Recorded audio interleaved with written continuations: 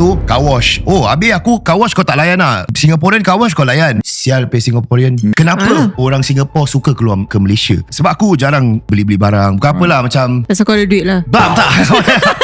Aku used to go to Malaysia dulu sering. Sekarang aku dah jarang. Kenapa? Sebab dah Pasal kaya. duit aku dah banyak. Masya Allah. So kalau tak jam, kita try masuk tuk isi minyak, pergi massage, car wash. Standard lah. All the standard Singaporean things lah. Pasal Malaysia macam bingit lah kita pergi sana. Bingit lah. Keresahan dan kemarahan mereka, betul kan aku kalau aku salah, merupakan satu bentuk punching bag kepada keadaan mereka di dalam negara mereka sendiri. Sebab kos sara hidup di sana sangat tinggi. Makanan-makanan walaupun kau rasa okey tau pergi sana, tapi untuk mereka mahal. Betul. Kita tengok nasi biasa je RM18. Kos sara hidup sangat tinggi. So bila diorang tengok kau datang sini, kau spend macam gini, habis bila kau spend macam gini, harga pun naik, orang ambil kesempatan naikkan. Nanti bila kau balik, we are left to fend for this. Kita yang tinggal dengan keadaan macam ni. Habis kau datang sini, kau speeding apa bagai. So when people become hypersensitive and they try to find reasons to why keadaan mereka macam ni, they will blame the first things that they see lah. Yalah. Which is very in their face. Nombor Betul. satu, car wash. Oh, habis aku car wash kau tak layan lah. Singaporean car wash kau layan. Sial pe Singaporean.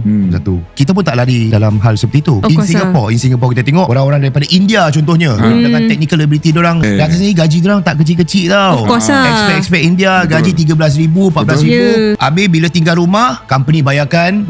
Tak beli kereta tu, naik MRT. Weekend kau tengok orang naik MRT. Habis ada duit untuk berbelanja. Yes. Habis kita fikir, yalah, the good jobs kasih kat diorang. Habis kita tinggal apa? Kita kena bawa Grab. Betul. Sama. Dia akan jadi macam tu. So apa yang Malaysia rasa, kita jangan terlalu triggered. Kita pun kena faham dari mana kemarahan mereka. Sebab bila kita introspect diri kita, di negara kita pun ada macam perasaan macam tu juga. Betul.